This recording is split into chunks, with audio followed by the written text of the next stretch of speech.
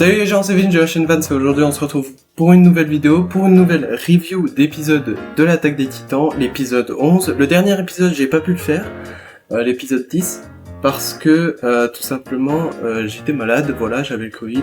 Mais là tout va mieux vu que je peux faire une vidéo, je suis en état de faire une vidéo donc tout va bien. Et du coup je pense que je vais faire juste un petit résumé de ce qui s'est passé dans l'épisode 10, je vais pas en dire beaucoup, vraiment beaucoup. Et ensuite on continuera sur l'épisode 11. N'hésitez pas à rejoindre notre Discord qui se trouve dans la description. N'hésitez pas à vous abonner, etc. À passer sur notre chaîne Twitch. Je le fais en début, comme ça j'oublie pas à la fin. Et voilà, donc on peut commencer.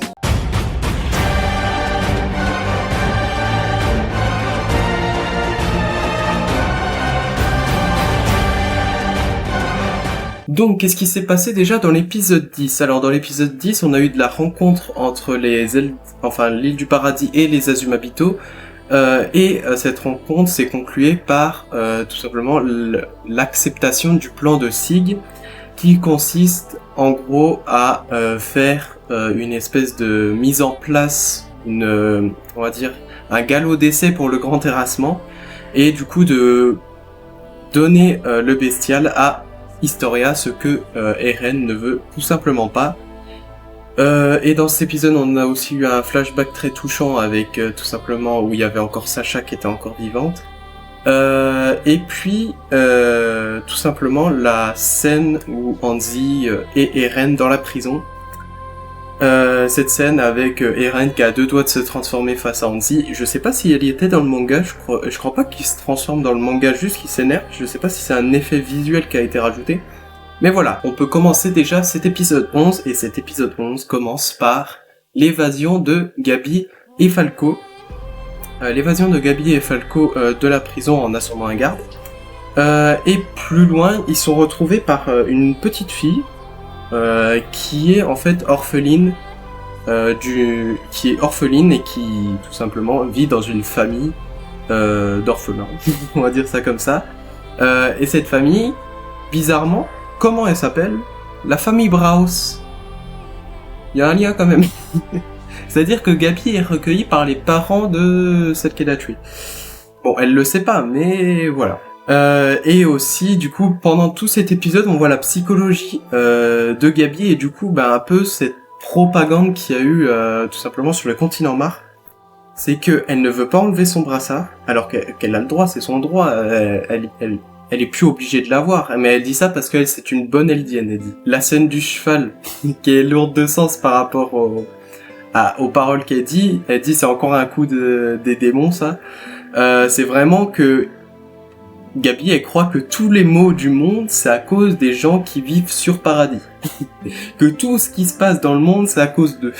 C'est pour ça, cette propagande qu'a mise en place les Mars sur les Eldiens du continent, elle est vraiment... elle reste tout simplement, elle reste dans leur tête, peu importe ce qu'ils font. Et Falco, c'est un peu l'un des seuls qui arrive à peu près à servir de son cerveau, on va dire ça comme ça, mais c'est vrai quoi. Donc voilà. Et du coup, cette partie-là de l'épisode se termine par tout simplement la visite.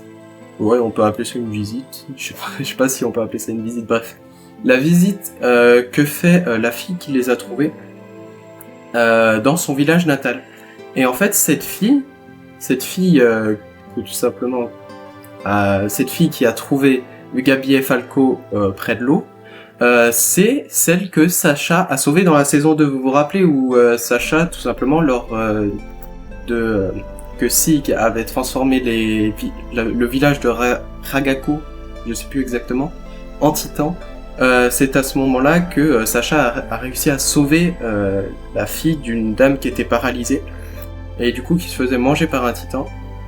Et voilà, du coup, on retrouve beaucoup plus tard cette fille, tout simplement, qui a été recueillie du coup par le père et la mère de Sacha. Et du coup, pendant cette scène, on voit un peu tout simplement une psychologie un peu différente par rapport aux deux. C'est-à-dire que Gabi, elle rejette la faute sur elle, tout tout simplement. Sur elle, c'est parce que vous avez fait ça pendant des années, c'est parce que vous avez détruit des millions de peuples, vous le méritez, c'est de votre faute. Et t'as de l'autre côté la fille qui dit, ma mère n'a rien fait de tout ça, elle est innocente tout simplement, c'est pas de sa faute si ses ancêtres ont commis des crimes, etc. Et du coup, pourquoi elle devrait mourir? Pourquoi elle a dû mourir pour des actes qui n'est pas pour des actes qui n'a pas été fait par elle-même. Et du coup, tu vois un peu on va dire ce combat d'idéaux entre les deux, c'est que tout simplement Gabi, elle a plus rien à dire après. Elle peut plus rien dire parce que tout simplement la fille a raison. C'est pas parce que tes ancêtres, tes lointains ancêtres, elle parle de il y a 100 ans. C'est pas parce que tes ancêtres ont commis des crimes que c'est de ta faute. Expier tes péchés, mais quel péché? De quel péché tu parles? Je n'ai rien fait. C'est ça en gros que la fille elle était en train de dire à Gabi. Et Gabi à la fin elle avait plus d'arguments. Elle savait plus quoi dire. Et en même temps c'est vrai. Et c'est là que tu vois la psychologie de Gabi tout le long. C'est qu'en fait elle rejette tout le temps la faute sur les Eldiens. Alors qu'au fond, en fait, c'est comme ce qu'a dit Eren. C'est comme ce qu'a dit Eren à Reiner juste avant de se transformer. Ici et dans les murs, c'est pareil. Il y a des gens bons et il y a des gens mauvais. Et cette phrase, elle s'applique totalement à la situation qu'il y a là. Les gens mauvais, en gros, ce seraient ceux qui avaient, tout simplement, ceux qui l'ont enfermé, Gabi. Et les gens gentils, c'est ceux qui lui ont tout simplement recueilli. Et puis voilà, du coup, en fait, les Eldiens des murs et les Eldiens sur le continent, c'est pareil.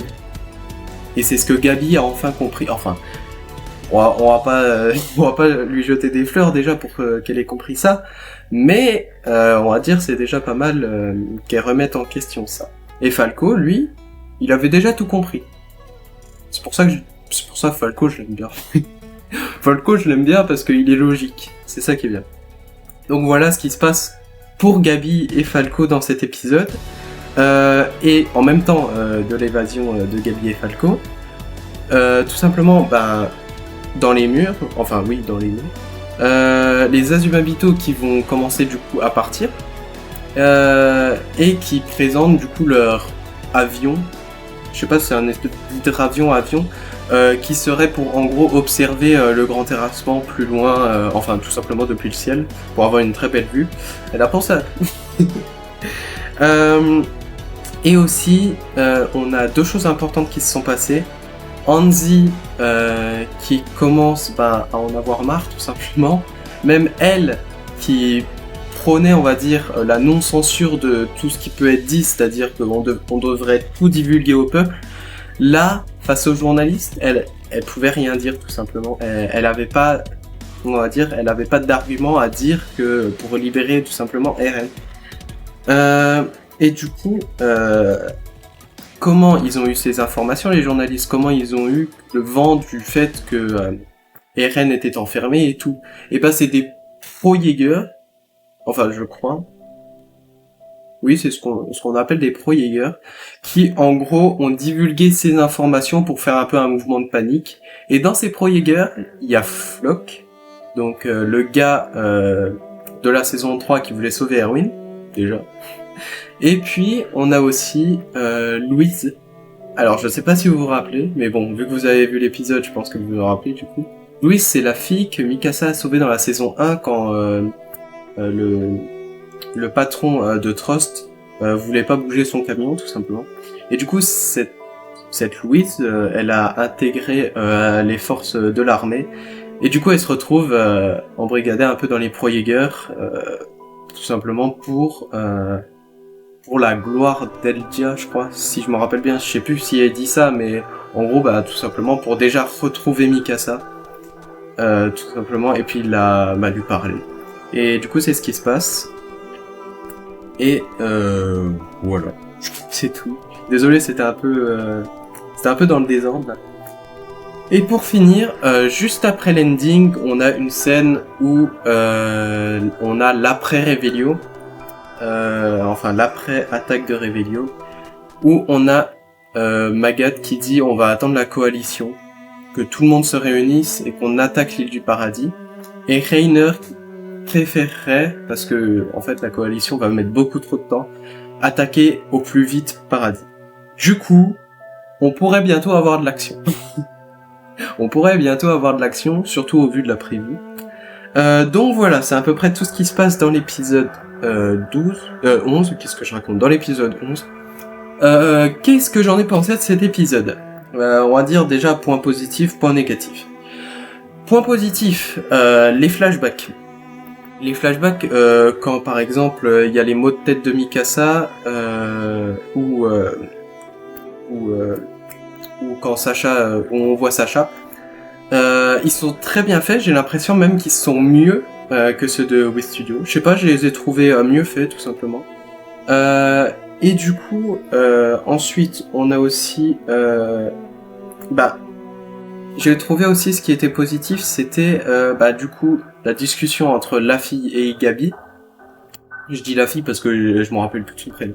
Laffy et puis Gabi, avec les expressions de visage qui étaient bien retranscrites, où on voyait que tout simplement la fille, elle essayait de faire comprendre à Gabi qu'elle avait tort, mais genre elle était en mode mais qu'est-ce que tu comprends pas? Qu'est-ce que tu comprends pas? Donc j'ai trouvé ça assez positif. Et puis voilà, l'animation, on va dire c'est un peu comme d'habitude. On commence à même mieux s'habituer tout simplement à l'animation de Wii Studio, de Mappa. On commence à mieux s'habituer. Moi j'aime bien, même si bon les expressions de visage c'est pas toujours ça. Mais voilà. Point négatif, je sais pas trop s'il y avait tellement de points négatifs que ça. Non, je crois pas qu'il y avait de points négatifs pour cet épisode. Bon, l'animation c'est toujours un peu entre les deux. Tant qu'on n'aura pas fini tout simplement l'animé, on pourra pas dire que oui, Mappa a bien réussi ou pas, on sait pas encore parce que il y a encore des épisodes. Donc voilà, c'est tout ce que j'avais à dire, je pense. J'ai trouvé cet épisode vraiment, on va dire c'était un épisode où on a eu quelques informations, mais c'était pas un épisode mou, c'était un épisode assez rythmé, donc ça va. Donc voilà, c'est à peu près tout ce que j'avais à dire. Je voulais juste vous dire une dernière chose, c'est que dimanche, je sors une vidéo où en gros je parlerai de l'après Attaque des Titans, parce que c'est bientôt fini. Tout simplement, c'est bientôt fini, l'animé est bientôt fini. Bon, il faut attendre encore la partie 2, on va dire ça comme ça. Et le manga est bientôt fini, il reste plus que 2 chapitres. Du coup, je vous parlerai de l'après SNK, tout simplement, qu'on fera sur cette chaîne. Je ferai cette vidéo dimanche. Je vous laisse sur cette fin. Je vous dis à dimanche, du coup. Et pour les autres, à la prochaine.